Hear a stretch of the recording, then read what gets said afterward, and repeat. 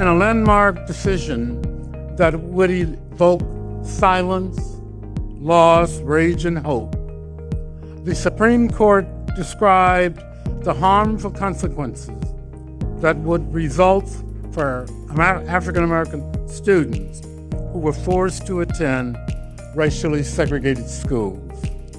The question tonight we need to wrestle with, deeply examine, and illuminate is why, after 71 years of racial progress since Brown, we are experiencing an organized, well-funded, and successful attacks on diversity, equity, inclusion, multicultural education, and democracy.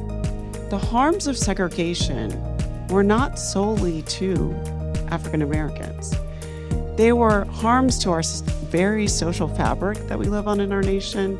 They were harms to our economy as well. And they were certainly, as Dr. Banks pointed out, harms to our democracy. Silencing is used for a tool of oppression, as you discussed. So, efforts to silence speaking Spanish, efforts to marginalize Latino culture unless it can be commodified.